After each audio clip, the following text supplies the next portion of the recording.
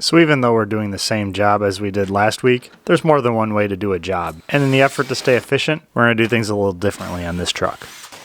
I'll include some different footage so you don't feel like you're watching the same video over again, but some of the stuff will be the same. So we're going to pull the front bumper off. I did it on the ground this time. I learned my lesson.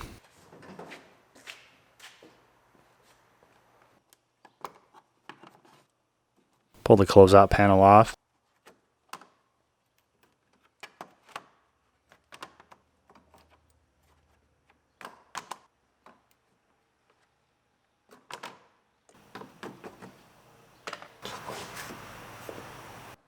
Now we're going to pull the rear bumper off, just like last time.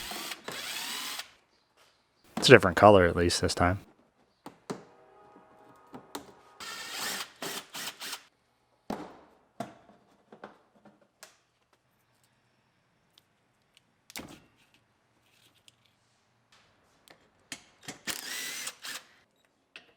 This one's not full of sand, it's full of rust. Typical Illinois rust. And this one actually looks good compared to most of them.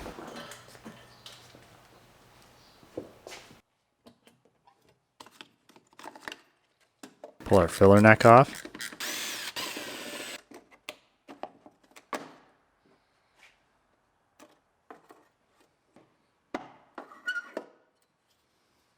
Put the cap back on there to keep anything from falling into it.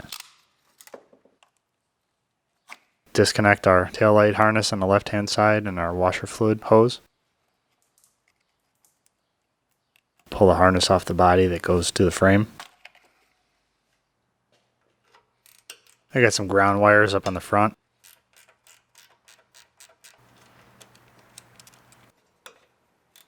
One on each side.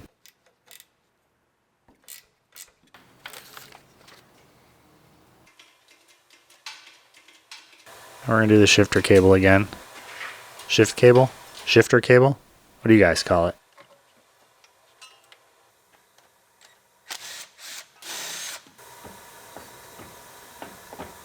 Now we got it out of park, we can take our drive shaft off.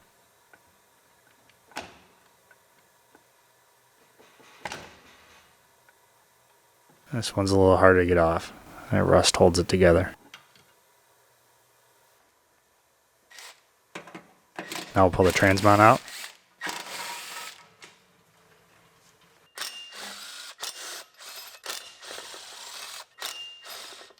And the front drive shaft.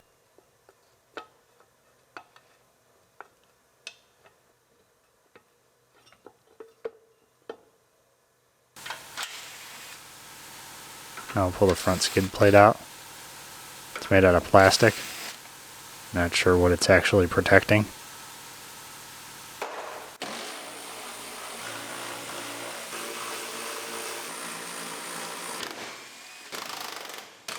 Now we'll pull our running boards off.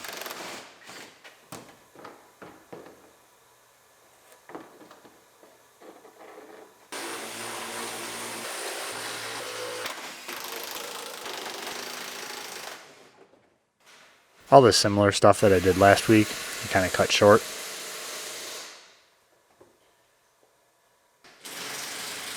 The easy brake cables come apart a little differently. Take apart the rear. There's a tension around there on the newer ones.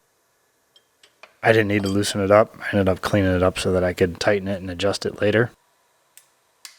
Of course, we get to use my favorite tool again.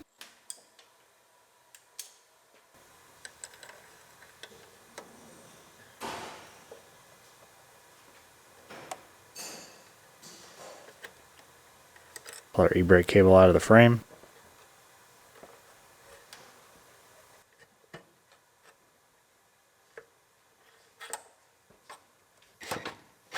Now we can unbolt the body. There's 10 body bolts, 12 if you count the 2 in the radiator support.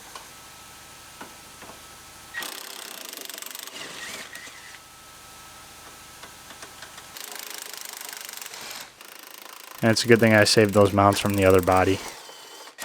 These are pretty rusted. They started crumbling when I took them apart.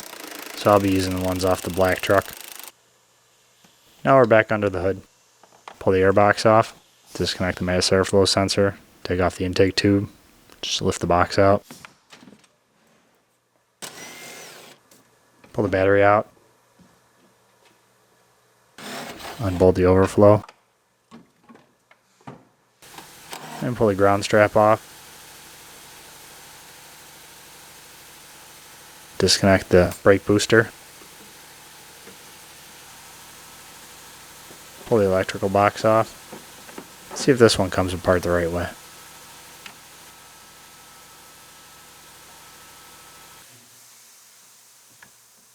That's how it's supposed to work. All those plugs stay in the bottom. Except for the one that's bolted on. That's for the trailer.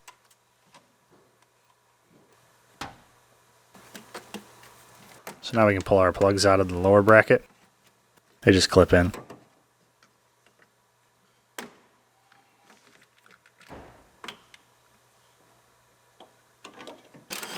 Now we can unbolt that lower bracket.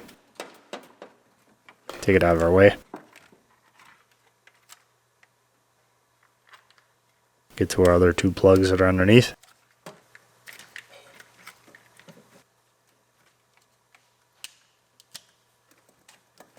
Pull our ECM out of the way. That's going to go with the motor.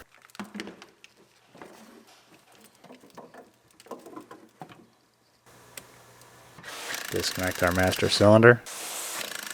Leave the lines on there. We're just going to disconnect the master from the booster.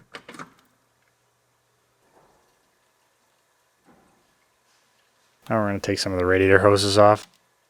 This is a coolant bypass that goes from the intake. And our upper radiator hose.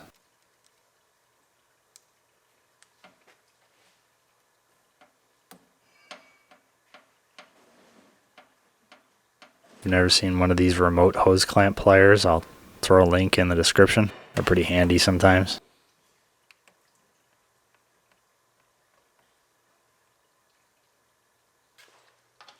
Pull our lower bumper bracket off. Still don't know what that thing does.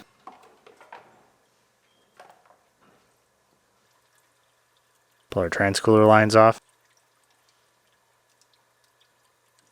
There's an external cooler on the front, so we need to take one line off of it. The other line goes to the radiator.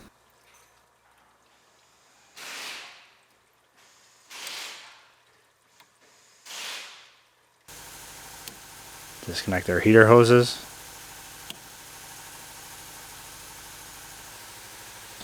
Now we can disconnect our battery cables.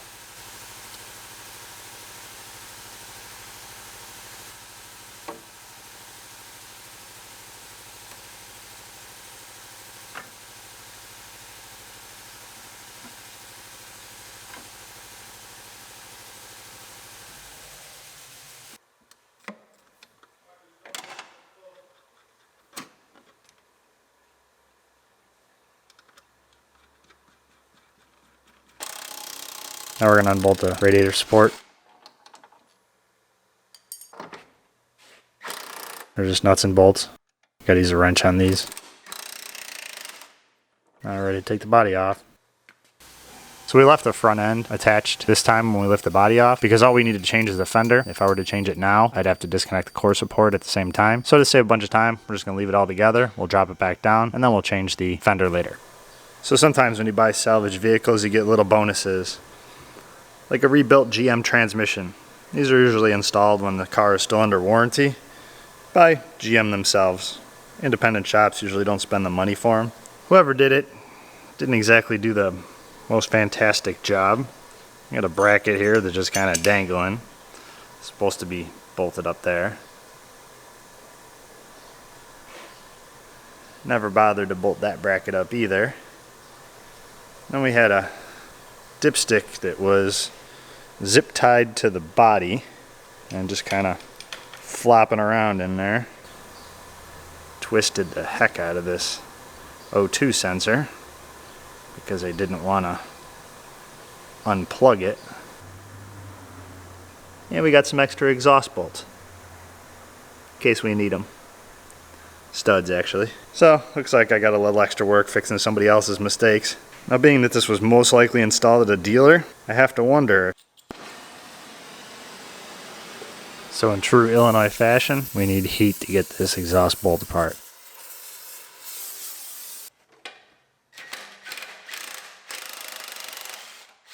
All you people from the south, this is what we go through. You guys have it so easy down there.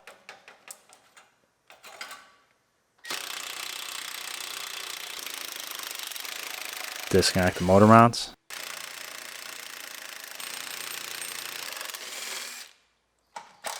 Unbolt the filler neck.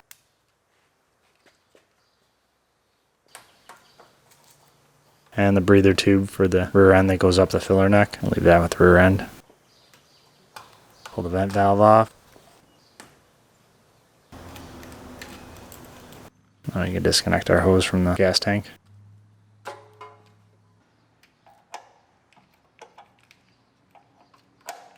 And the afternoon crew is back again. She's going to disconnect the brake lines.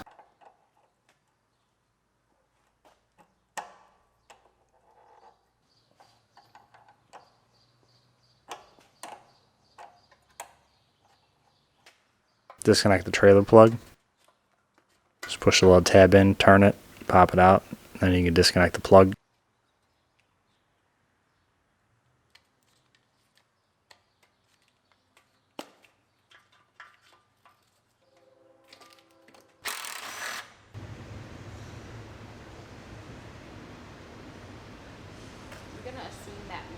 Disconnect the vapor canister.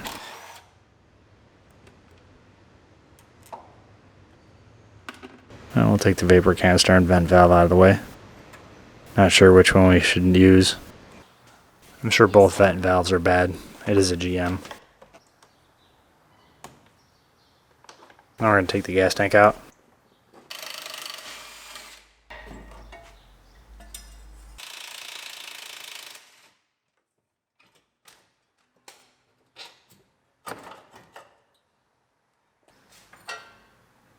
Lower the gas tank down. Bet you get stuck on the rear end. Of course it did.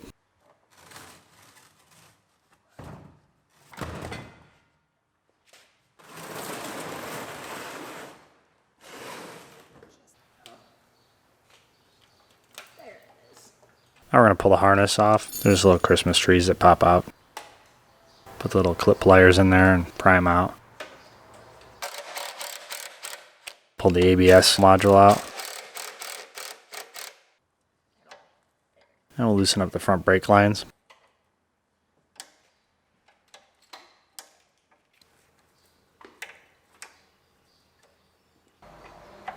We're going to take all the brake lines and the wiring harness together as an assembly instead of taking it all apart in little pieces just to save time. That's why we're undoing everything.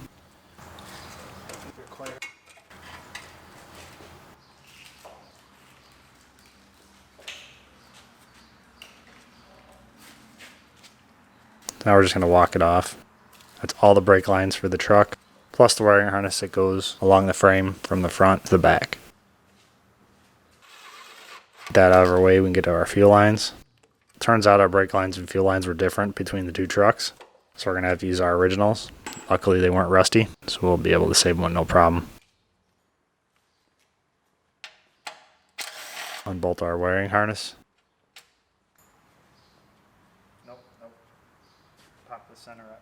I have to teach the newbie how to take those clips out.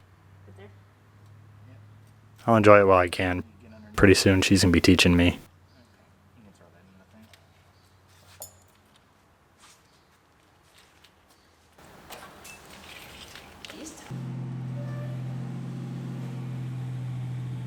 So now we can pull our drivetrain out.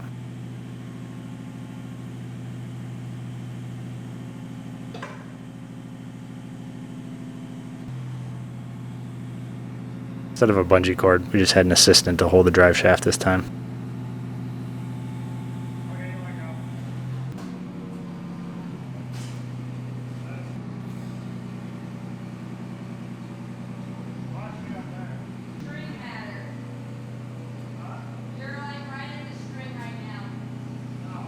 So now our frames are pretty much similar.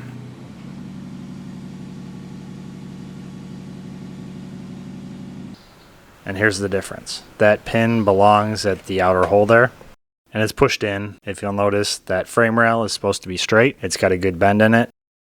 There's a kink up on the top, and the side is collapsed. That's what gives us the difference of about an inch if you're using Freedom units. And it could be repaired.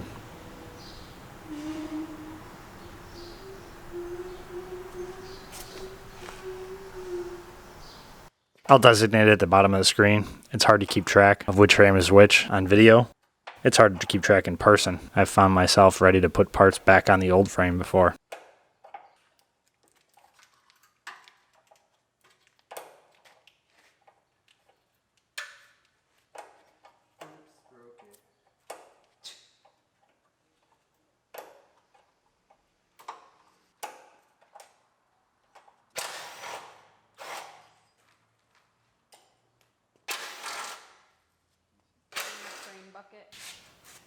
So we'll pull our vent valve and vapor canister out. Guaranteed the vent valve is no good.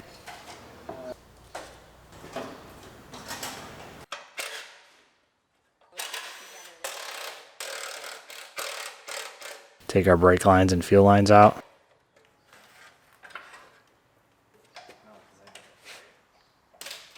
Disconnect our brake lines and wiring harness.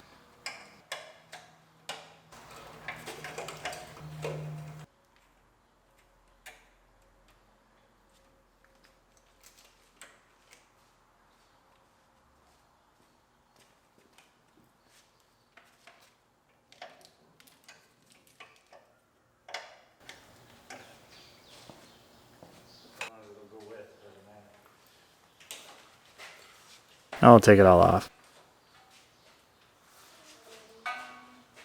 Even though we don't need these, I still want to save them because up here in Illinois, these will be like gold someday. I might end up using them.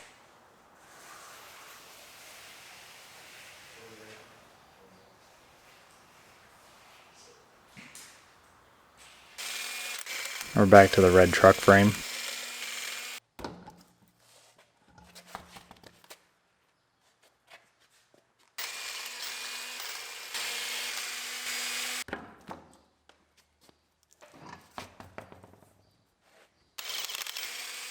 Pull the tires off the parts frame. This is where it'd be nice to have 3 lifts. Instead we have to do it the old-fashioned way with jacks and jack stands. Like cavemen.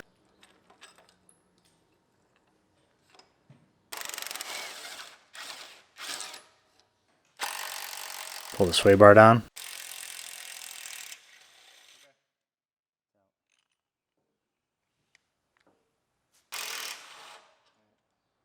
As much as I'd like to throw all this stuff in a pile, I'm going to save it in case I want to use it or sell it. Pull the brake calipers off.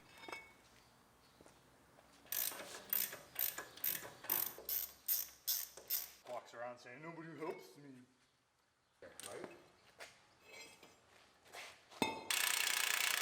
Pull the tie rod end off.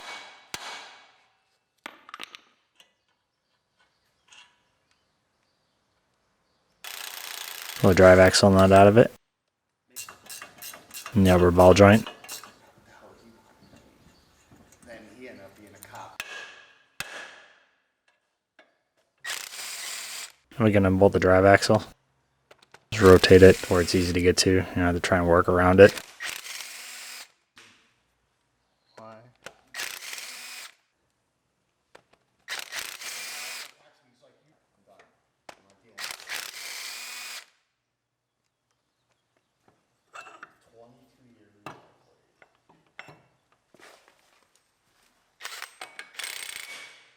Friend just went for a ride. Pull our axle bolts out.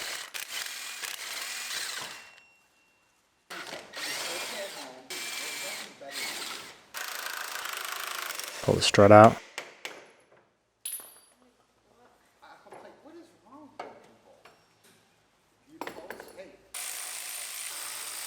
Pull the upper control arm out. Now I'll pull the lower control arm out. The 07 had aluminum control arms. The newer one had the steel.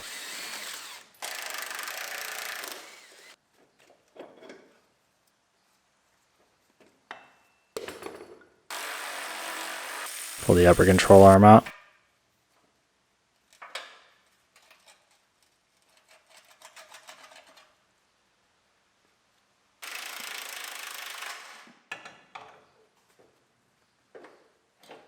I'm going to end up putting all this stuff back on the other truck just so it rolls around. Don't worry, you guys don't have to watch it twice. I'll leave that part out.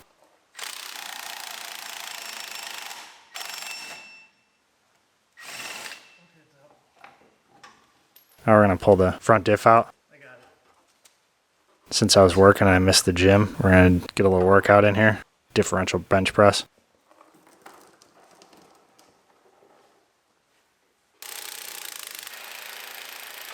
Now we're back to our red truck. Now that we have our black truck all stripped down, we can take everything off this and put it on the other truck.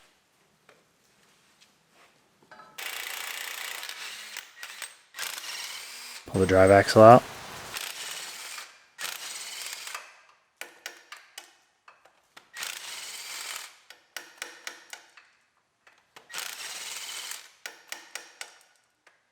I seem to like hide and go seek. Just drop the bolts everywhere and then worry about where they went.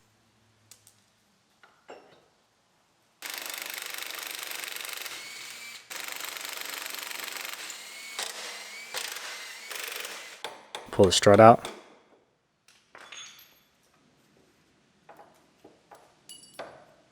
That gives us enough room to allow the axle to move so it'll clear the differential and we can slide it out. Otherwise it's in the way.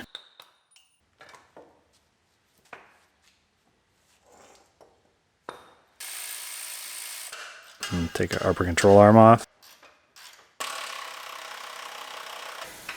I'll take our lower control arm off.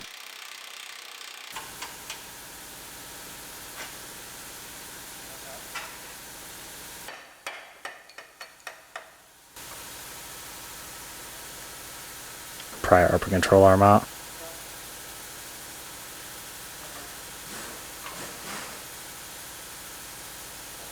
I left it all together because I'm lazy. It's more fun to struggle instead of taking out two nuts.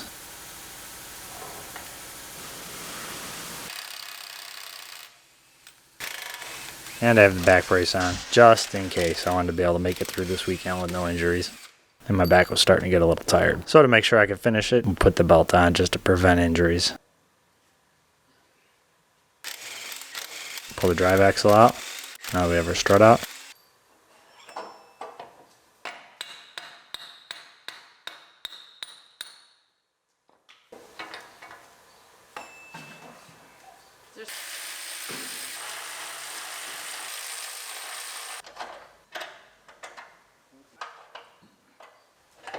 Pull our upper control arm off.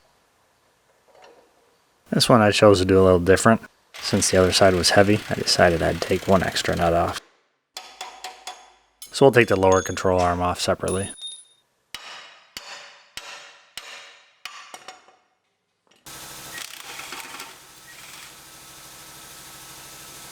We're going to swap over our differential.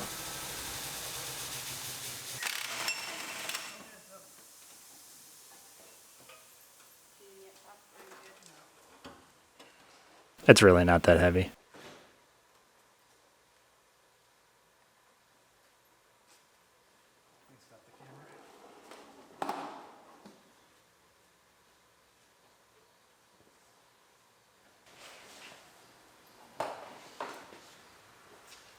Now we're ready to throw it back in our other frame.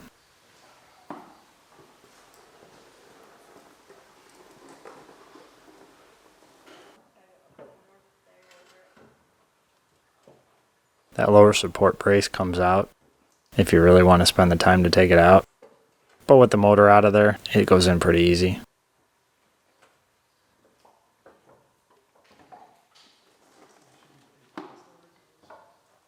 There's two studs on the right side, so if you start those, it holds up that side.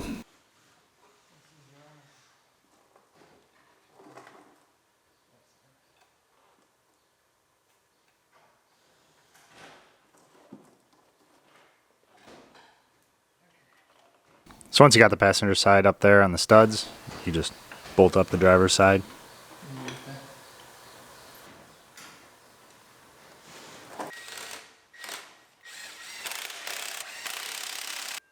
Now we're going to put our lower control arm on the passenger side.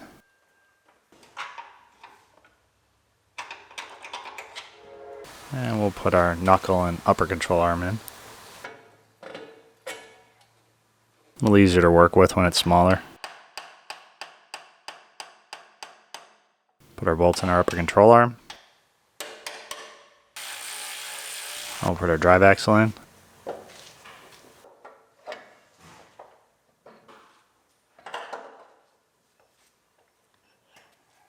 Put all of our bolts in our drive axle. All the bolts for lower control arm and the upper control arm on both sides, we're going to snug up when it's on the ground so that the bushings don't have torque on them in the downward position. It'll cause them to wear out faster. So when you tighten them up when they're loaded, it's less stress on them.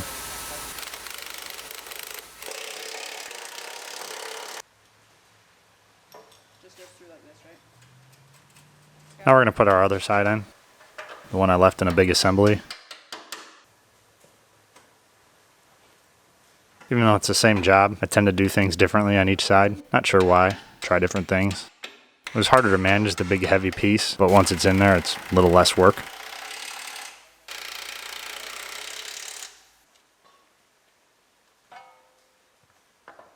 Put our drive axle in.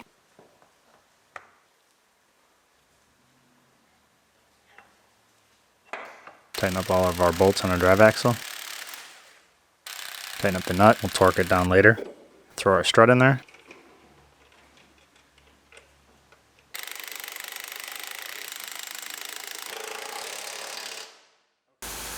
We'll put our sway bar in.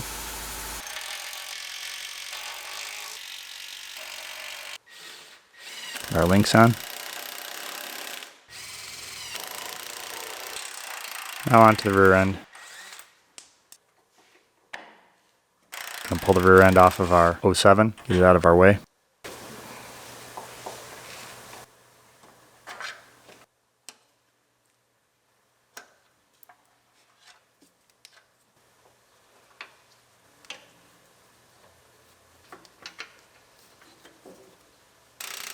Get the upper control arm, lower control arm.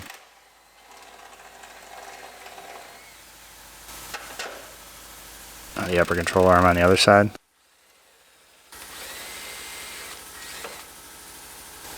And the lower control arm on the other side.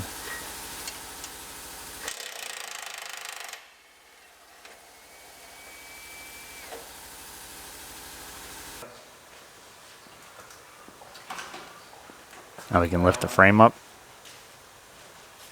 with our non-OSHA compliant lifting system.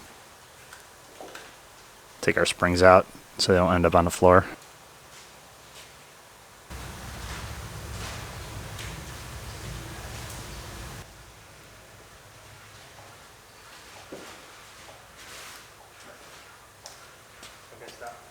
I leave the rear end on the go jacks or dollies. They don't have to be go jacks if you don't want to waste the money. That way you can slide it side to side, move it all around, position it where you need it. Makes life a whole lot easier.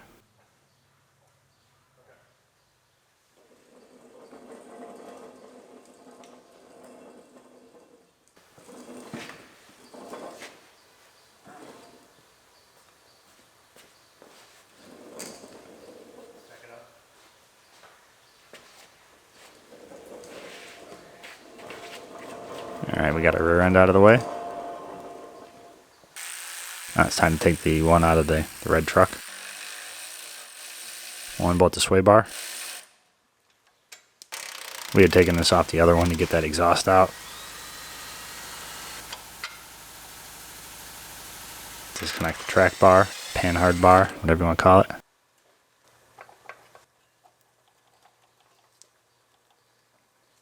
Disconnect the e-brake cables.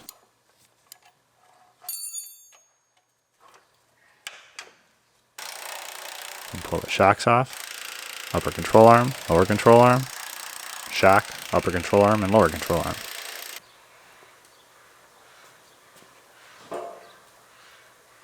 We'll use our non-OSHA compliant lifting system again. Might be unsafe, but it is effective. Now with the rear end out of the way, we can get the exhaust off real easy. So we'll slide it off the rubber mounts. And weasel it out of there.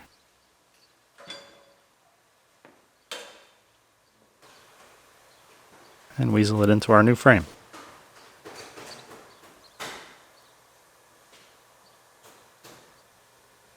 Now with our exhaust in, we'll drop the frame down on the rear end.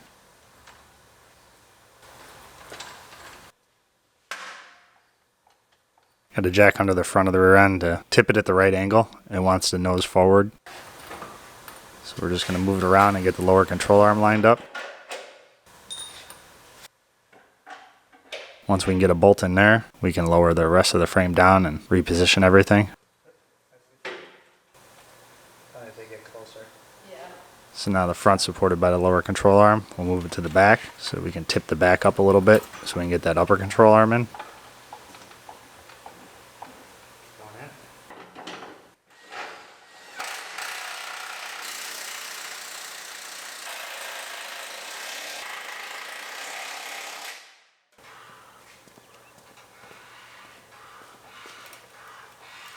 Now that we have all the control arms in, we put the springs in. Jack it back up. Allow us enough room to get our springs in there. Set them in place. And lower it down. This is where having two people really helps. Hold the springs and let the other person lower it down. Now we can put the shocks in. Get a little weight on the back. Since she didn't have enough weight, just bounces up and down and the bolt goes in as you push it.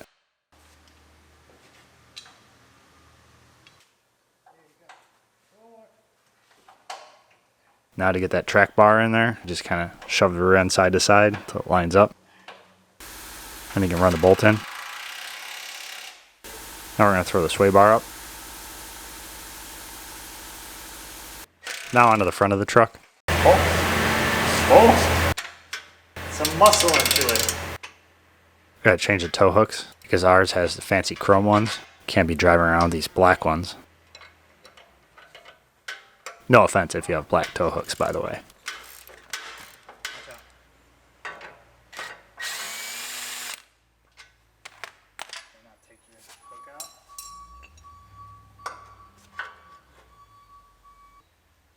Look at that shiny chrome.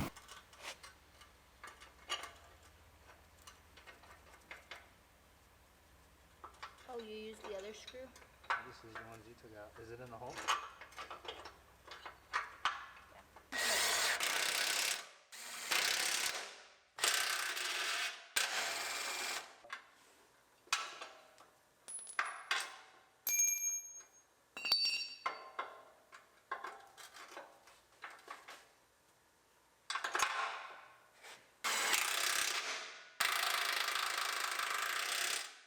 This is a good place for me to leave you guys. Turns out the frames weren't exactly the same. There's gonna be a little modification. So we'll finish that up next week and then we'll put the truck all back together. This is pretty common when changing frames. Sometimes there's different brackets. Sometimes there's holes in different places. You always run into this stuff, so you gotta be prepared for it. Even if you get same year vehicles, I've had differences. It's just part of the job.